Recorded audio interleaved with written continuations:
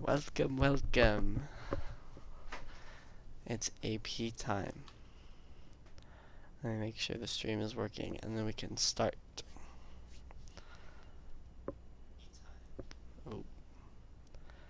Okay, I think the audio is working. I need to do like a test. Hold on, let me see how long the delay is.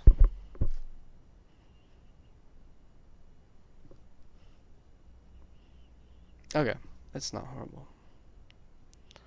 I think until someone types in chat, I don't want to necessarily review, so I think we should just like play a game. But look, you don't know what to play.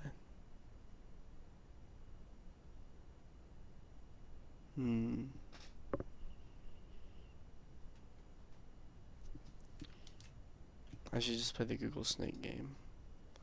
Ugh. This is my great plan, because this will help me focus. It's like meditative. But as soon as someone joins, they should type in chat. Or text me.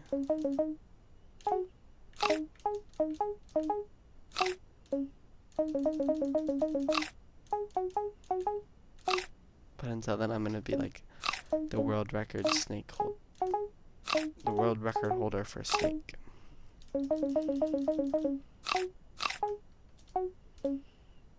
Also, my laptop really needs to get fixed.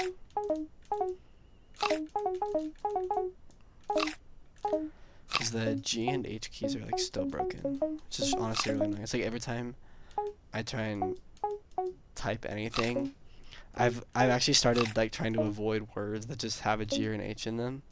And when I like am forced to, I literally just have to like jam like my finger on the key and like press really hard and like move it around. And I don't think it's great for my laptop. Ooh, that was not good. I should do the daily challenge. Shield, light bulb, and a dice. Let me redo that. Dude, what is happening?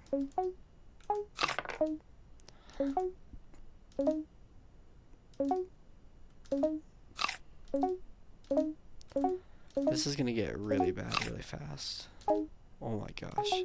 So you have to remember where they are.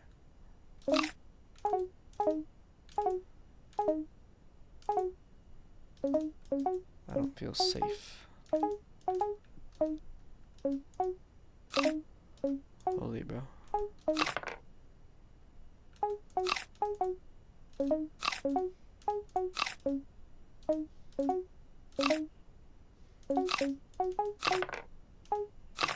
Okay, this isn't bad. Okay.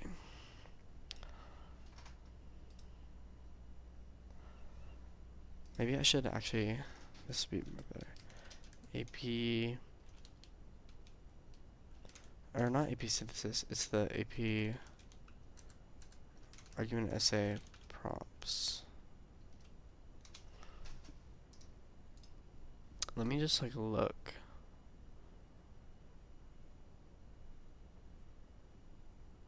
Wait, is this the right thing?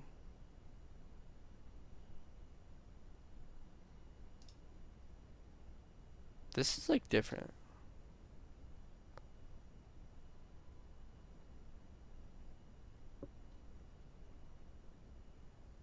Oh, it's literally just every, okay.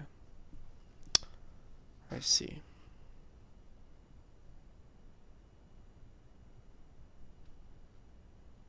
Question 1, question 2. Huh, interesting, okay.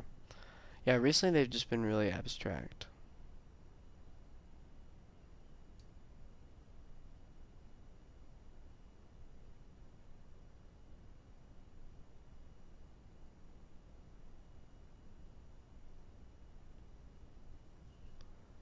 Interesting.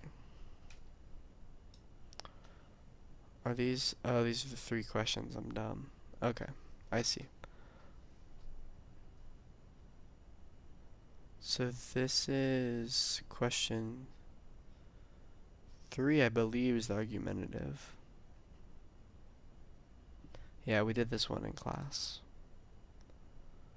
So first National Youth Poet Laureate of the United States, an honor given to a young person for exceptional artistic expression, civic engagement, and social impact in 2021. An interview in Time magazine when asked how to maintain optimism in challenging times, Gorman stated, optimism shouldn't be seen as opposed to pessimism, but in conversation with it, your optimism will never be as powerful as it is in that exact moment when you want to give up. Write an essay that argues your position on the extent to which Gorman's claim about the relationship between optimism and pessimism is valid. Okay. I see. Oh, Marcelo. Wait, okay, hold on. I should actually watch this not from this page, but from the control room. I just realized. Oh, there's multiple people watching, actually. How do I do this? Hold on, let me pull up my stream in a different way. I have a better PowerPoint, but I'm only gonna go through it if there's someone who is actually from my class. Let's see. YouTube's. Oh wait, no, I gotta view your channel. It's not in YouTube Studio anymore.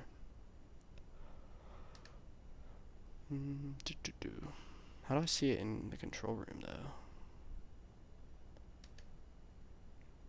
This is concerning. Huh. Interesting. Let me just Google it. How to.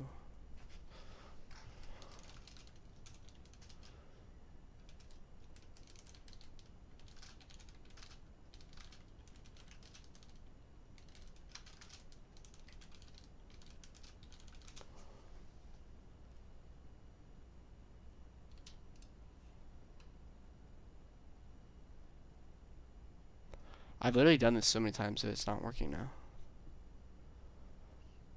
This is not okay.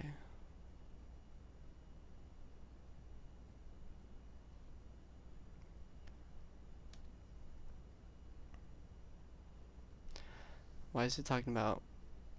Oh, I found it. Never mind. Oh, I see. Okay.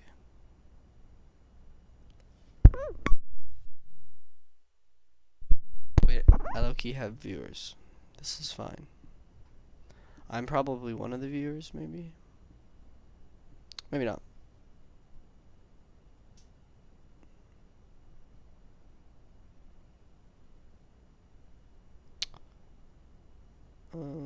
Okay. This is fine. Let me think. If I had to write an argument about this, I would say... I think it's easier to argue that it's valid. Because just I feel like agreeing is easier. You can just be like yeah, that's when optimism is most useful, when you want to give up.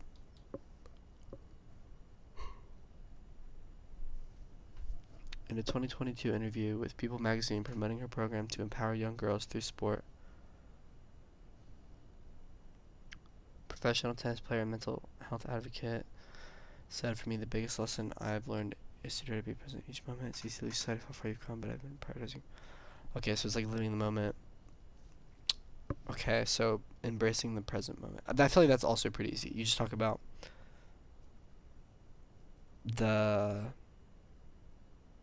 I think I would argue living in the moment is good, and you just talk about if you never live in the moment, you'll be planning ahead but lose time earlier in your life.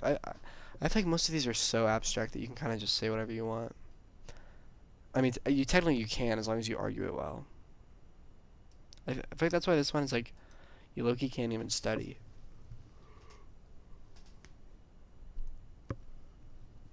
Sean, wait, I think you're the only one here, I can't lie. Oh wait, never mind. I have many, many viewers. Wait, did I send the link in the group chat? I think so. Did it send? It did. Okay. If people are in chat, they should tell me, so I'll do my beautiful PowerPoint that I made. Honestly, if not, I'll just start at like 10, 15, because I'm gonna like go to bed early. I haven't eaten a good breakfast for this morning's AP exam. It was frying me, but my stomach was like genuinely grumbling. AP board does just make stuff up, bro. The multiple choice on this is actually just devious. Like the fact that your teacher's out here telling you to shoot for a 50%, it's like, teach. That's like genuinely you just eliminate two options and just guess. Like, oh my goodness. It's really bad. What is this? I'm looking at practice thing. Oh, this was like a essay we did. I don't know, man. Also, I think we'll do fine, because I feel like people at Independent are actually, I'll be honest, pretty decent at writing, like for AP standards. So that's kind of where our points come from. Like if I do AP Lang score calculator, let's see. So the multiple choice, like genuinely 23 is like generous. Like that's like as high as I'm willing to guess. Like I've done better like on the ones in class, but I've also done worse, and it doesn't feel consistent enough. So I think if we're like being conservative with our how good we're gonna do, that's fine. The synthesis essay, it's kind of just like a DBQ. I feel like my whole strategy for tomorrow on the writing is just write fast, and like I think I'm probably needing to like not worry as much about if it's like good writing, because like sometimes I think I get too worried about like the structure. But let's just say I miss 1 point, probably the sophistication, like I won't get on any of these. Rhetorical analysis, let's just say I get a 4, because maybe I don't get evidence, or like, and then the sophistication point and the argument, like, okay, low-key I could get like a 5, like a 4 or 5. Like even just this is like, that's a 3, and like I'm happy with that. And I feel like that's pretty comfortable, because I can put this all the way down to a 19. Like that's kind of chill. I don't know. Weighted scores 59 out of 100. Oh, oh, that's crazy. I just need a 3. The best I think I could do, because what's out of 45?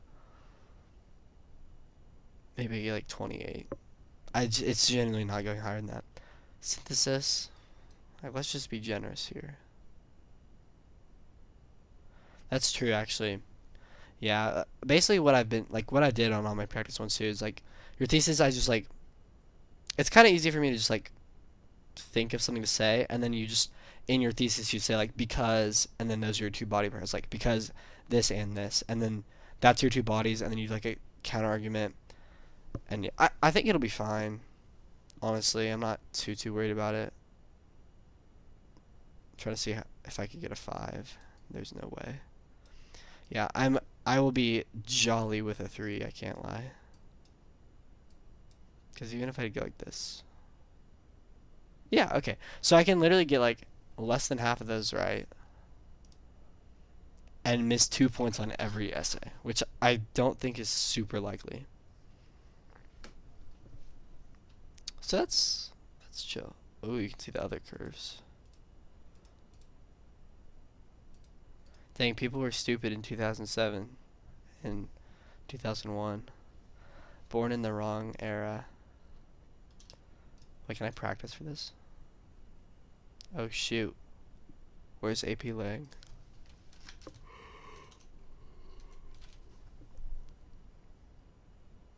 I don't see it. Yeah, low key. It's kind of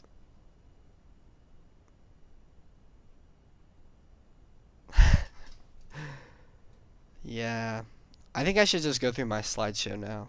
You guys can see what I made.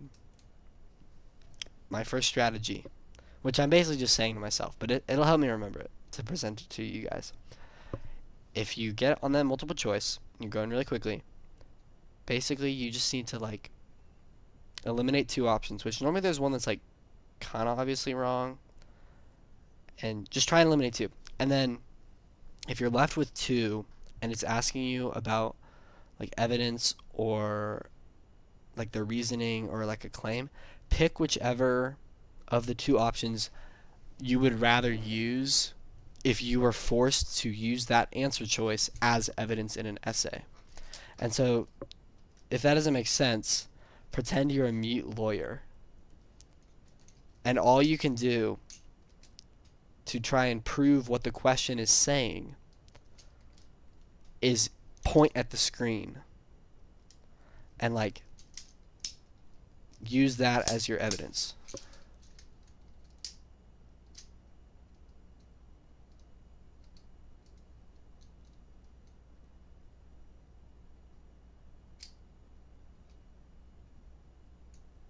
Yeah, that's true. Also, like in the middle of her speech, she mentions and like paraphrase, like she mentions the advantages of buses for energy efficiency, pedestrian like safety and like whatever. Like, yeah, I've been paraphrasing decently well, and I even if I do quote like I'll just use like a little bit, which I think is fine. Next piece of advice is that when you feel like you're doing really bad, especially on the multiple choice, because some of those passages just like do not vibe well, the advice is just don't let it bother you. Just like move on. It's water under the bridge. You just got to lock in on the next problem, the next passage. Get through them quickly because you don't have a lot of time at all. So read fast and trust yourself to make good choices pretty quickly, and then know that you'll do good on the reading section. Like, don't let it get you down though. Yeah, relax, move on. And also, it's AP Lang, and you're gonna be an engineer, so like, does it really matter if you have to take one more gen ed in college? A little bit, because it's English, and I really don't like English, but it's not that deep in the grand scheme of things, so it's not worth stressing about because that will not help you do better. Okay, now we're going into the 3 essays. Also, who just joined? You should type in chat so I know who you are. Because actually, I don't know if I told you guys this. There was genuinely like a random person that didn't know me that showed up yesterday. It was very tough. Anyway, okay, so the synthesis essay is the first of the 3. And I put it later, but the recommended time, I believe, for this one, you want to take 50 minutes, which is the most time out of any of the 3. Technically, you're supposed to do 45 for each, but what we've done is do the argumentative in 40 minutes, and then give yourself this extra 5 for the synthesis, because you have to read the sources. So try and read the sources like really quick.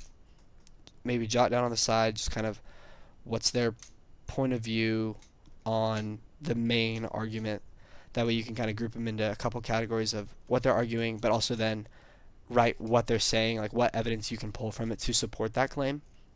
And then when you're actually writing, start with basically your thesis, because that will ground your whole paper. So get a good thesis on the stance you're taking on the position, and then looking at those list of reasons, pick the strongest, like two-ish basically,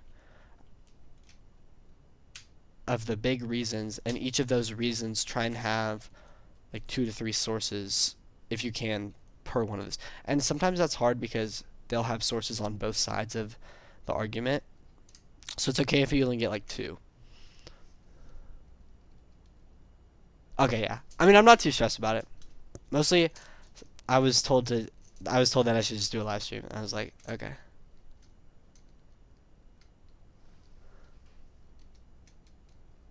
Dude, I'm not good at the MCQs. I averaged like probably 60%. Like I'm not good at the multiple. I don't know why. I genuinely just like some of some of them are, I feel like, so subjective, and it's not like, that's fine if it's hard. My thing is like, it genuinely just feels like I can't improve.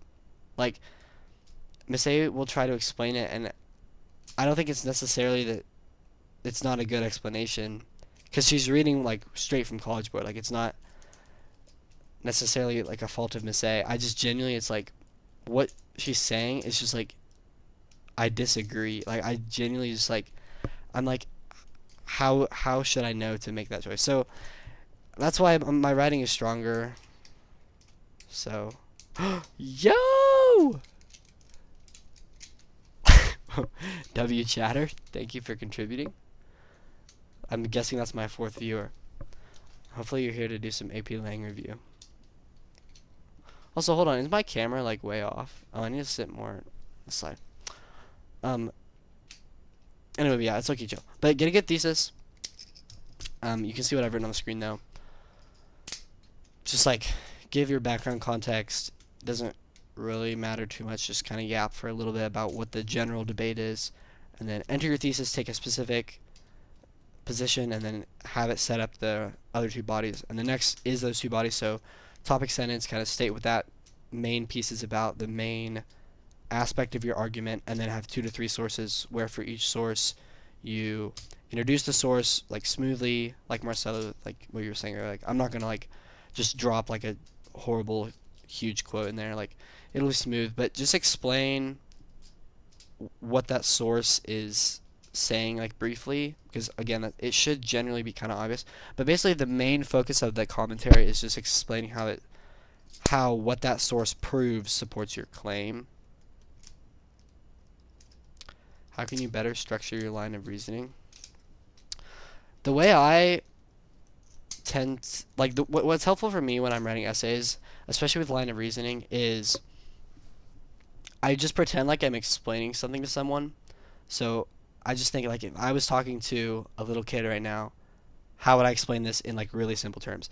And you'll have scratch paper on the exam if writing things out is helpful for you. Not like, if not, then you can just type it. But sometimes, yeah, I agree, Marcelo. But just really dumb it down and think about what are the 2 sides to what they're asking, and then based on the sources, like especially for the synthesis, they'll normally give you kind of content that you can kind of take things from. Like, I know I have this one here. I'm trying to remember if this is, I believe this was a synthesis essay we did in class. Let me see. Yeah, so this was on whether or not essentially we should go to Mars. And so even if you don't know much about that, pick a side, because chances are after reading the sources it will be obvious which side more of the sources favor, or that you think will be easier to explain. Even if you don't agree with it, is what I was going to say. Genuinely, whatever there's better evidence for, pick that. So for your line of reasoning, pick your side, and then try and pretend you're just talking to a 5-year-old. Explain, okay, I think we should go to Mars because it will advance science and it's good for human creativity. And for each of those points, there will be a couple of the sources that you can pull from and kind of get a slightly different angle on that and just overall back it up. But I think structure your essay based on that very simple explanation. So like, you'd literally just be like, wait, no, actually never mind. Start really simple. Yeah. No, I mean, I honestly think, I was just looking at a score calculator. I think you got here after I did that. I think a 3 is very feasible. Keep your multiple choice quick, like get through it quick, and don't spend too much time if you're stuck on one. And just start writing. That's the other thing. Even if you are like not fully sure to have everything planned out, just genuinely start writing. That's the best thing, especially if you're getting stuck on FRQs, is just get your fingers moving on that keyboard. And once you start writing literally anything, your brain will kind of just like start working. I don't know. Maybe that doesn't work for everyone. But where was I? Let's see. Okay, yeah. So your two body paragraphs for each of the big main things that your sources are talking about, probably try and do 2 or 3. 2 is okay because you can use more in your counter argument, but summarize them, incorporate them well, and connect it back to your argument. And then your third body paragraph is counter argument, which is really good for the complexity point. Essentially, you just basically, exactly what I have on my bullet points here, talk about what the other people think in opposition to you, which is basically normally just going to be the opposite of your thesis. And then all you have to do is use probably one of the sources that supports that opposing view, which they're almost guaranteed will be one of them for both sides. So that should be easy. And then I would recommend using another one of your own sources.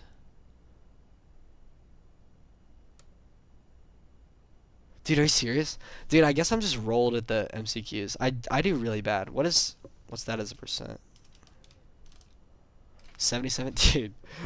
Oh, I'm getting like 60% on a good day. That's good though. I mean, yeah, if you're good on MCQs, at least you can get that part done because that's the first half of the exam, and then just stress less.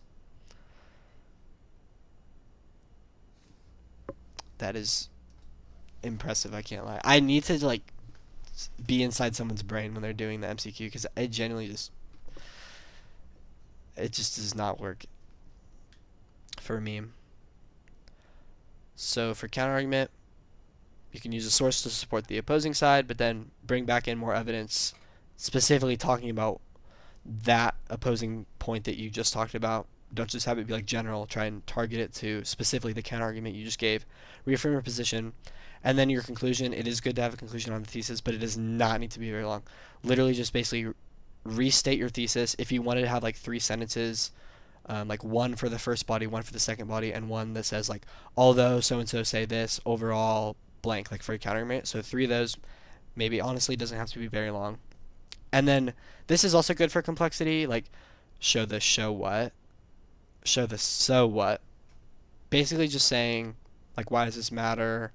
So just connect it to the real world, especially if it's like something more abstract. So like for this Mars one, you can just talk about how it's an important debate for questions about government spending and our goals as humanity. Like it can be really broad and just general. Another strategy I have for the synthesis essay is to be bad on purpose. And this is not fluff, but this just means don't have a super condensed first line of commentary. All you should say in your first line of commentary is just how that proves your topic sentence of that paragraph. Don't go into full connections like with other documents or all the way back to your thesis. Just try and focus in really basic. It should be super obvious how that supports your topic sentence, but you just have to say it because College Board needs to see that as part of the rubric. That's part of the evidence category. And then the rest of the commentary is, and it's important that you don't just add extra sentences for the sake of it, because fluff is not ever a strategy. Even if you're worried about your essays being too short, I guarantee it's better to just have less good writing than more bad writing, because all they're doing is just checking things off the rubric. So first line of commentary, just go straight back to your topic sentence. Second line of commentary, that's really good for if it's like the second piece of evidence or the third piece of evidence you've used. I would connect it to the other documents there. So say the author of this source supports the claims of so-and-so by adding that in addition to technology advances for whatever industry on Earth, it will also help with so-and-so satellite technology. Like just connect the different sources together.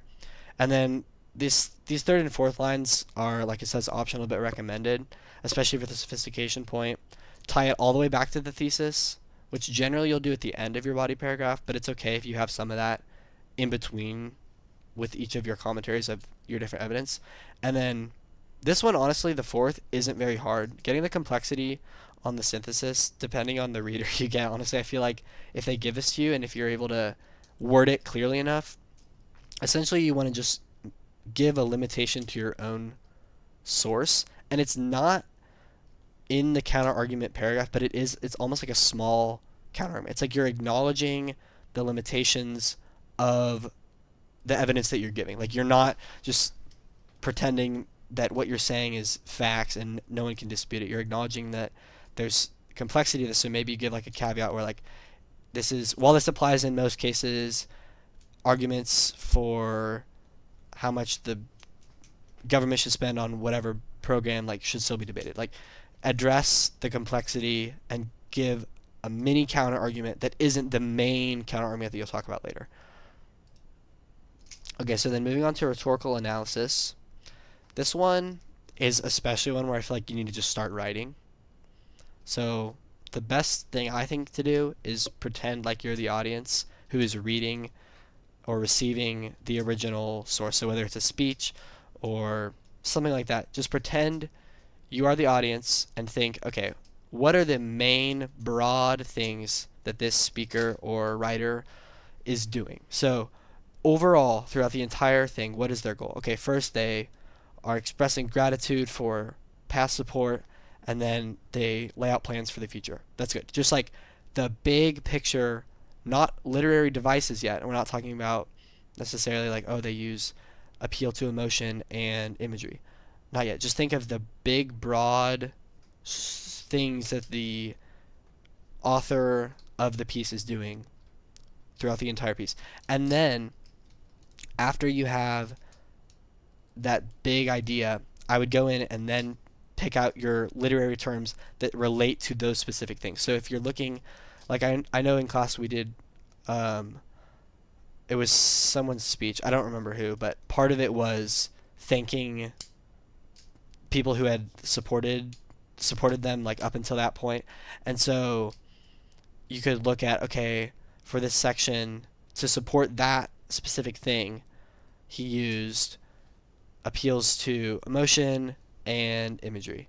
And so that's kind of how you'll want to structure your essay, because it is often taught, I think, to structure it based on the literary devices, which also works, but it's honestly, I think, in my opinion, easier to just have a lot more literary choices or like literary devices per one of those like big themes or like rhetorical effects of the piece.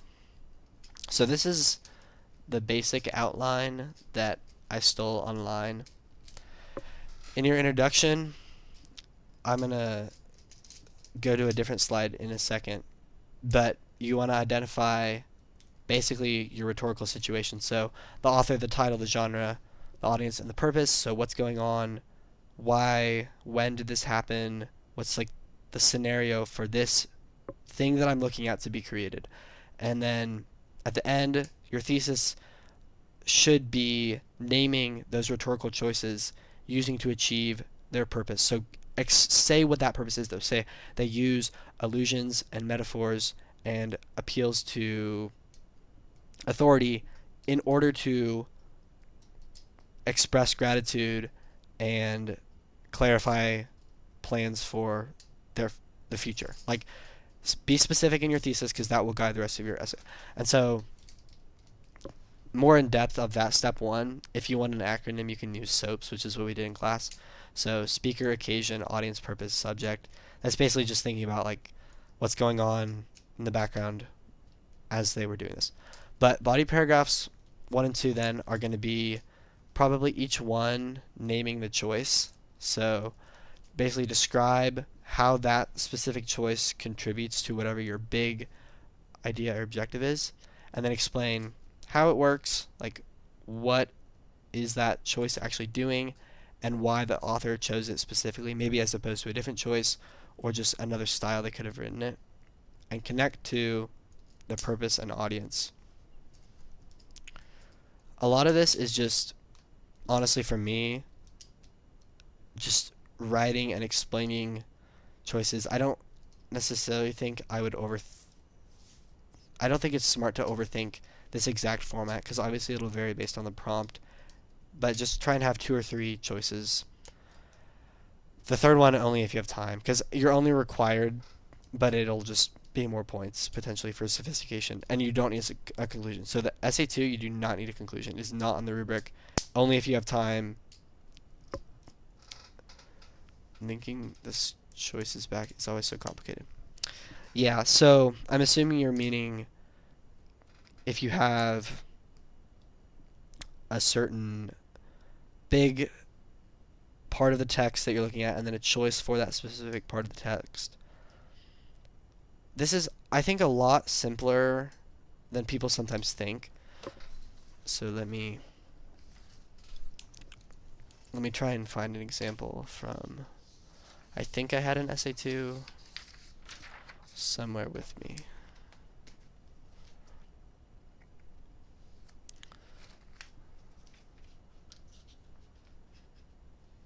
Yeah. Yeah, definitely finding them is easier. I think, yeah. That's definitely the more difficult part. Let me look for if I have an example of one.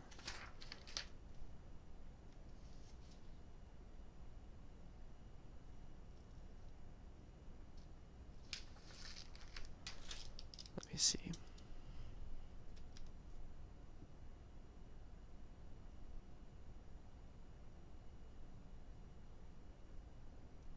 Part of it can just be explaining what that what that literary term is, like not explaining what a metaphor is, but saying, like for this workshop we did in class, Obama, I think this was Obama, right? Let me double check.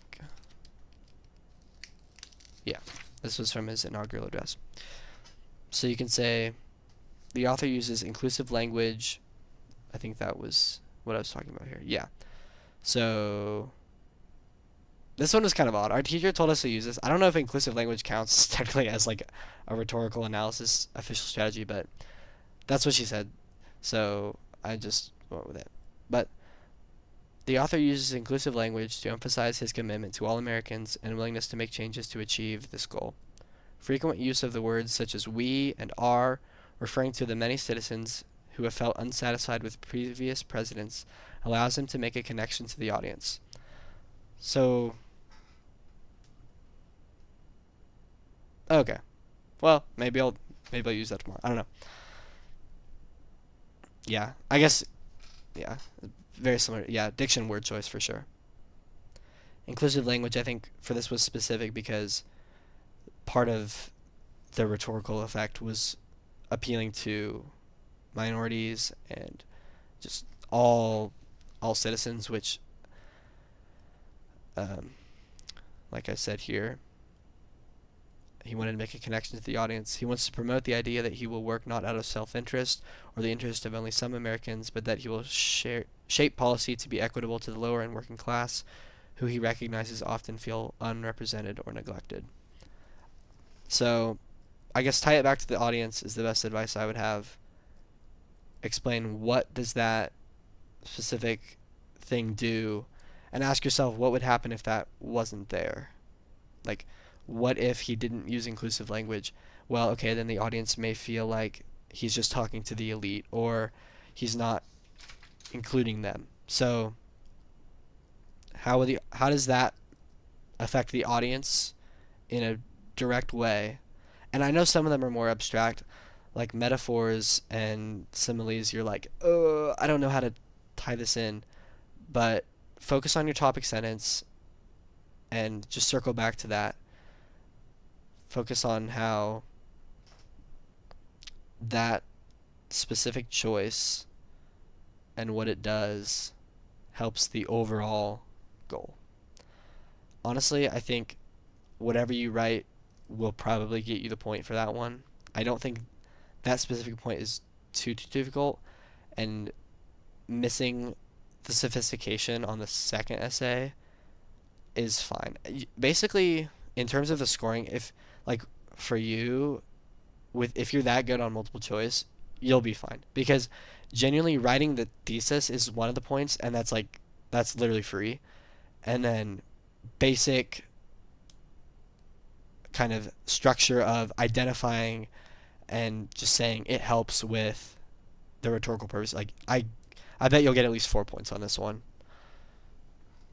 Don't, and honestly, if you think spending time on the second one is less worth your time, and that you could, by spending more time on essays 1 and 3, do better on those, you could just recognize that and, like, you see what I'm saying, like, not spend as much time on the second one.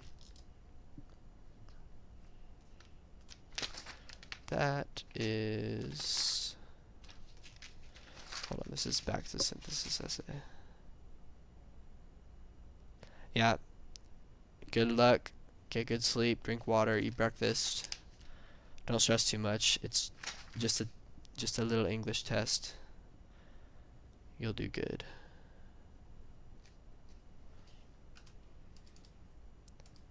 Okay, if you're still watching though, multiple choice, 5 passages, 45 questions, 1 hour. It's 45% of the exam. Don't get too caught up. Keep going fast. In the essays, I would recommend 50 minutes for synthesis because you have to read sources, 45 minutes for rhetorical analysis, and then 40 minutes for argument because argument is typically easier. You're, for a large part, just using your own personal experiences for the argumentative. It's kind of, honestly, borderline opinions based. But yeah, honestly, I think I'm going to go to bed as well. It is 10:30. That is a good amount of sleep. And I don't have to pack a lunch. But I need to get my track stuff ready. Thank you for tuning in, everybody. I can't believe I got another random person. That's so crazy. You should subscribe, and you can come back afterwards and tell me how you did. I did this for pre-calc last night, and there was also 2 random people that joined. Which, I mostly just do this as a joke for, like, the people I know at school. And because it helped me study, because I wouldn't have made this PowerPoint if I didn't have to. But we're going to do good. I will see you later. If you want to subscribe and come back, you can watch me play Lethal Company, which is actually peak. Just subscribe. Thank you. I'm up 1 fan after tonight. My channel is growing. New day 1 unlocked. Alright, I'm probably gonna end the stream now. I will wish you all the best of luck and good night.